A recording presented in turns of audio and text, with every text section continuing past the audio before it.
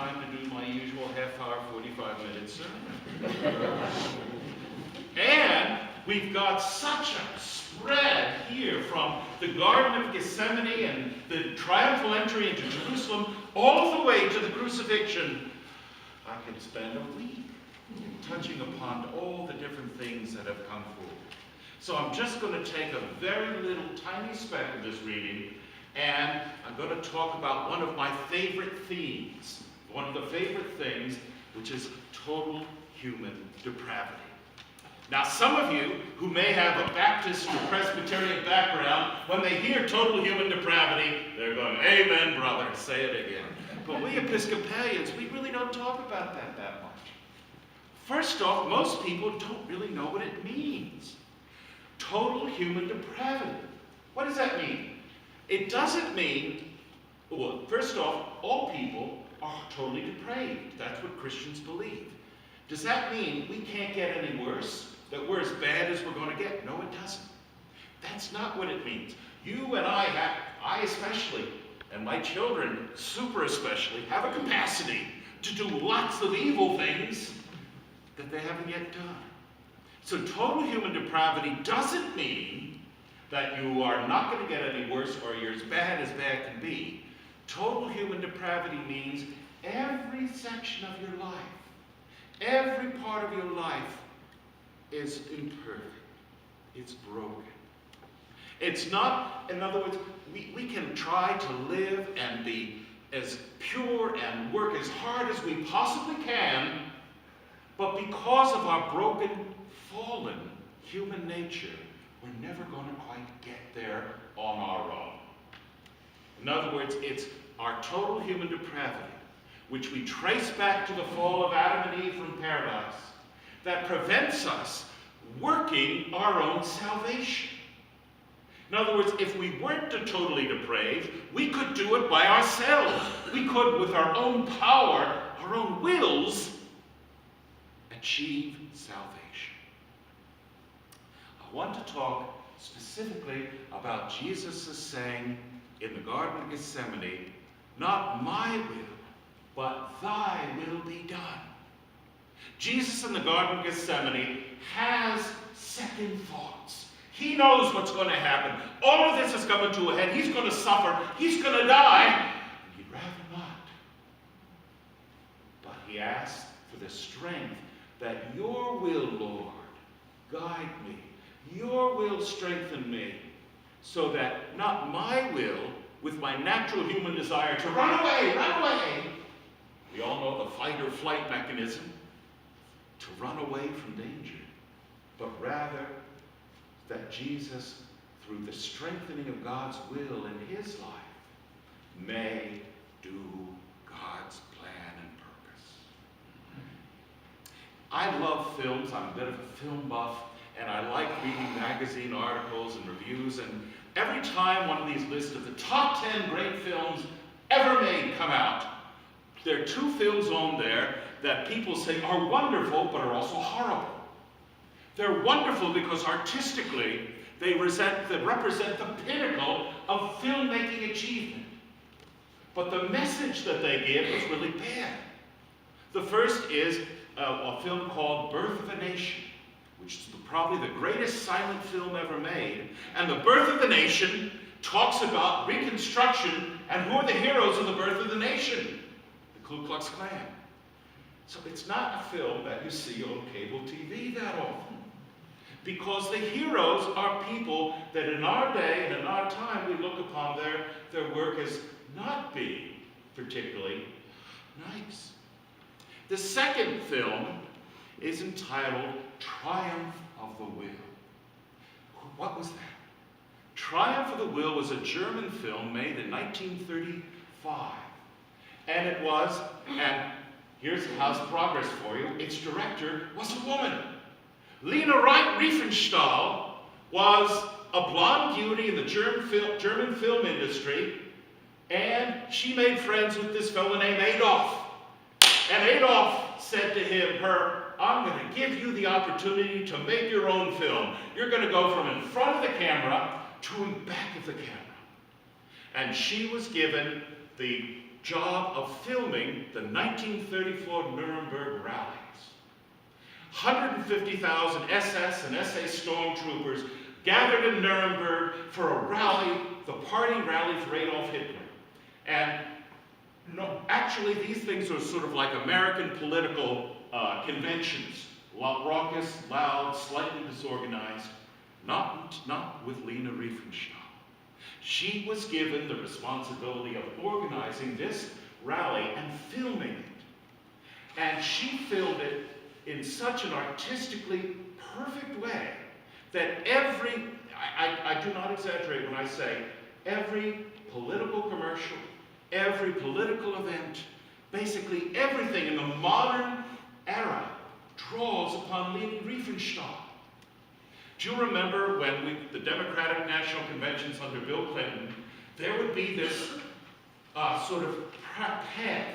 Clinton would be filmed in the bowels of the convention center, and he would be moving through the hallways, and people would stop and look at him and then clap, and you had 10 or 15 minutes of Bill Clinton passing through the bowels of the convention center up into the stage, and when he appeared on the stage, the crowd was euphoric. The build up, the tension, build up the anticipation of seeing the man of the hour. This actually was a scene-by-scene copy of Adolf Hitler and Lena Riefenstahl. And the Republicans have done it too. If you want to get people so hopped up so that when the man of the hour appears on stage, even if it's Bob Dole, this is how you do it. This film, the Nazi film, Triumph of the Will, won awards in the United States, won awards all over the world. It didn't once mention the Jews. So it wasn't offensive in that sense. It wasn't the nasty, evil Nazi propaganda of murder and death. Rather, it focused on the good side. The trains are all running on time. Everybody's got a job. But more importantly, it focused on the will. What does that mean? I think we all know what it means, but let's talk about this in a religious, biblical sense, because this is what that film sought to do. God created men and women separately from the animals. We have life, we have souls, we have spirit, just like the animals, but unlike the animals, we have reason. We have a conscience, and we have a will. Those elements of us make us unique in the sense that our wills are completely, absolutely our own and ourselves. Now that is a remarkably Christian worldview, because in the Eastern religions, Eastern mysticism, Hinduism, Buddhism, the object is to lose yourself, that your soul, your will, is merged into the great, and you lose your identity as you become part of the whole. Buddha had a little saying that we are like as a raindrop falling into the ocean, dispersed into the great mass. We achieve nirvana by losing ourselves. Jesus Christ taught we are also to give of ourselves and to lose ourselves. But here's the paradox, Jesus said, only when you give do you get back. So in the Christian sense, when you give of your will utterly to our Lord, only then are you truly who you are. What does that mean? The will, let me take a little parenthesis here. The will in this movie, Triumph of the Will, taught that Germany was now a people. The people were united into one. Germans were no longer individuals, they were a race. And that race was motivated and strengthened and led by the will of one man, Adolf Hitler. Now, do you understand in 1948, when they had the Nuremberg trials, 46, excuse me, when all these people who were educated, thoughtful, highly cultured men, who happened to kill tens of thousands, hundreds of thousands of people, they said, well, I was just obeying orders.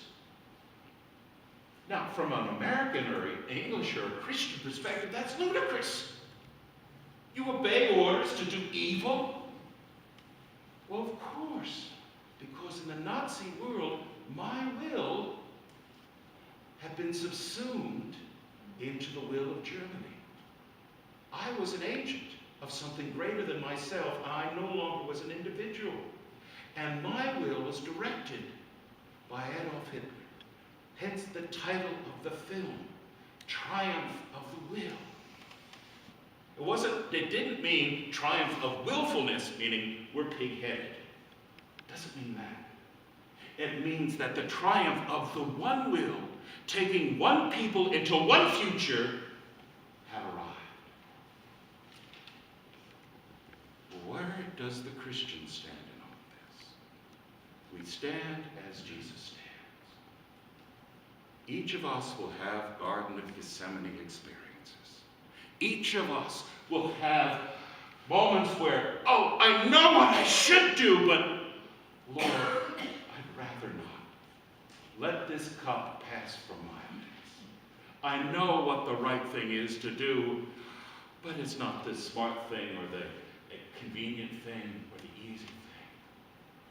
We're all going to have those moments in our lives. And Jesus tells us that in those moments, we must put our will aside and seek our Father's will. But not to destroy or dilute our will, but rather so that our wills are purified, so that we become whom God truly created us to be. Ever since men and women, Adam and Eve, fell from paradise, we are depraved. That doesn't mean we're rotten, nasty, scummy people. What it means is that each of us can't do the good unless the power of God is there guiding us. And when we do the good, we become truly who we are. The Buddhist and the Hindu understanding of eternity in heaven means losing your soul, finding nirvana, under the fourfold paths of enlightenment, becoming nothing. The Christian understanding of heaven and paradise means finding who you truly are. We have physical bodies in paradise. We remain individuals through all eternity. And those individuals are created uniquely by God. But because of the fall, we're broken. What Jesus did, because he was truly human, he was just as we are. The apostle Luke writes, while Jesus was in the Garden of Gethsemane, he was so upset, his sweat came off him like drops of blood. Have you been in one of those situations? Where things are so bad in your life, it's like you're shriveling. Jesus has been there. And his answer was the answer we should all make. Seek God. Seek his will. Seek to follow him. Not to lose ourselves, not to hide ourselves. We're not puppets. We have free will. We're not computers where some foreign programmer programs us and we are off and running. We're individuals. And we have a choice. We have the freedom, free will, to choose or accept Jesus. But when we choose God, we go through a process of crucifying, breaking down that old man, to become that perfect person.